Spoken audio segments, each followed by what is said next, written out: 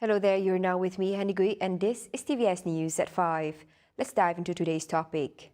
The Enhanced Movement Control Order EMCO will be enforced in two areas in Sarawak, namely Bintulu and Meradong District. The Sarawak State Disaster Management Committee SDMC said the EMCO in Bintulu involved workplace cluster, which began on July 9th and will last until tomorrow, July 12th.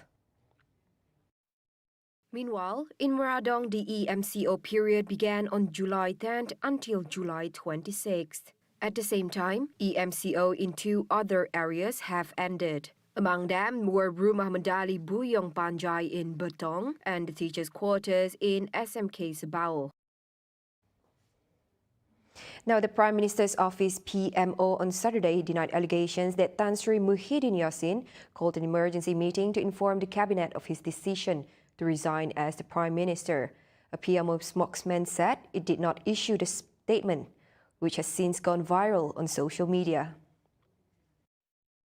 The viral statement alleged that the Prime Minister has decided to resign because he and the cabinet had failed to manage the COVID-19 pandemic. The statement also claimed that Muhyiddin would have an audience with the Yang di-Pertuan Agong today to present the cabinet's decision and advise His Majesty to perform his function as provided by the Federal Constitution to appoint a new Prime Minister.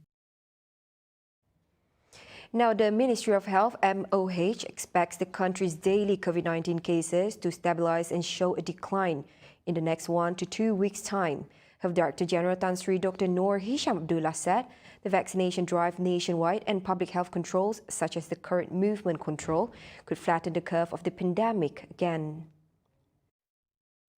The spike in new cases over the last few days was due to more targeted screenings being implemented, especially in Selangor and Kuala Lumpur, which are currently under the Enhanced Movement Control Order. At the same time, Dr. Noor Hisham said from the experience and lessons learned from the second wave of COVID-19 previously, the country would need to be more cautious and not rush to open several sectors that could trigger a surge in new cases. Commenting further, he said continued compliance by all parties as well as the enforcement of the standard operating procedure in the field, such as the manufacturing sector, needed to be enhanced in an effort to control more infections, especially those involving workplace transmissions. In explaining the capacity situation at several hospitals which were reported to be overcrowded with COVID-19 patients, he said the MOH was actively increasing the hospital's capacities to accommodate patients, especially those under Category 4 and Category 5 in the intensive care units.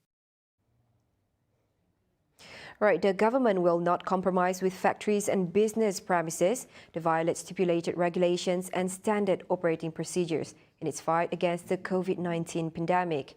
Deputy Prime Minister Datuk Sri Ismail Sabri Yaakob said stern action would be taken against the errant factories and business premises. He stated there were 108 factories and business premises that failed to comply with the SOP and had been ordered to close. It involved 56 factories and business premises which were directed to close on Thursday, while the remaining 52 on Friday.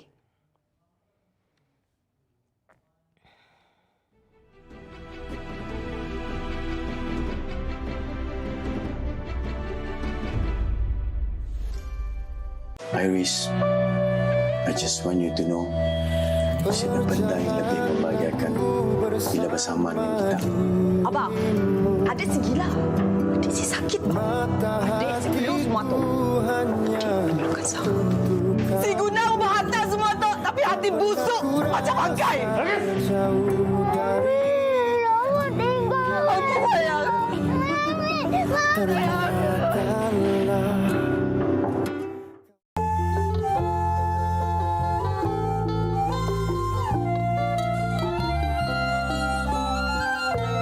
Saya berharap agar usahawan di negeri Sarawak ni meneruskan usaha untuk menghasilkan produk-produk manik ini supaya mereka dapat memasarkan produk mereka sehingga ke luar negara.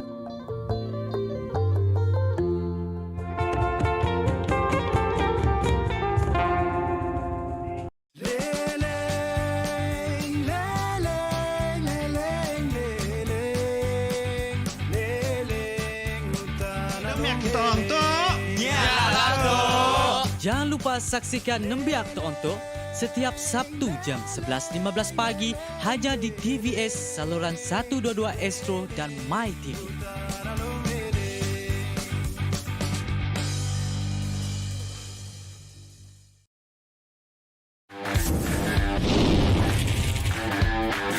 Don't know what to do next.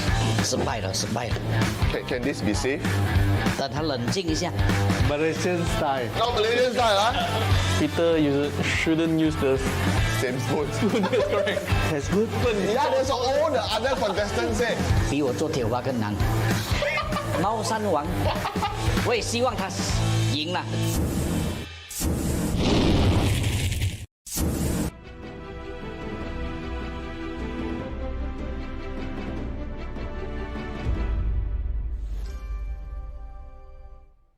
Hello there and welcome back. Now, over 300,000 doses of COVID-19 vaccines were administered as of July 10th, bringing the cumulative vaccine doses dispensed nationwide to over 11 million. Health Minister Dato Sri Dr. Adam Baba said of the total daily doses given out yesterday, 213,971 were the first dose, while 110,774 the second dose. Meanwhile, the 5 states that recorded the highest dispensing of doses yesterday were Selangor, followed by Sarawak, Kuala Lumpur, Perak, and Negeri Sembilan. As of July 10th, 7,649,848 COVID-19 vaccine first doses were administered, while second dose totaled 3,425,645. Now on to some global updates. With the Euro 2020 final showdown between England and Italy taking place at Wembley Stadium this Sunday, on Monday morning in Malaysia, animals have joined in the fun by predicting the winner of the match.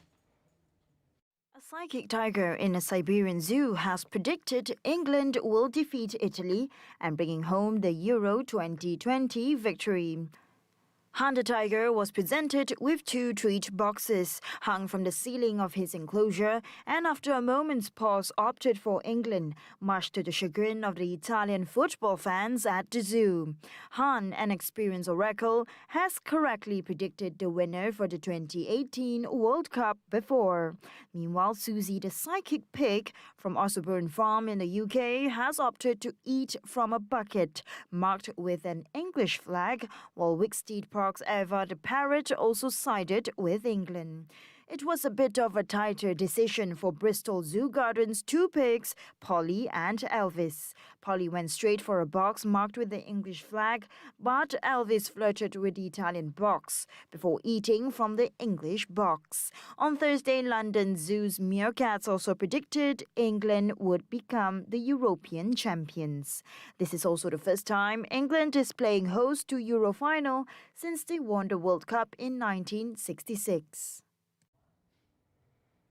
Now wrapping up the 5 p.m. news, in light of the current pandemic, hawkers are greatly affected and they would have to operate safely, allowing takeouts only. Today's Mayor of Kuching South City Council, MBKS, proposed a new policy for small and medium enterprises to operate in the near future. My purpose is to get the public consultation, all right? I want the public view and then we can take that into consideration.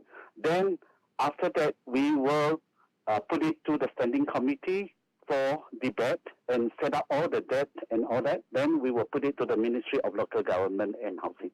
So I hope that, I think our intention is to protect our lives of our Sarawakian. All right, I think that is a priority for us.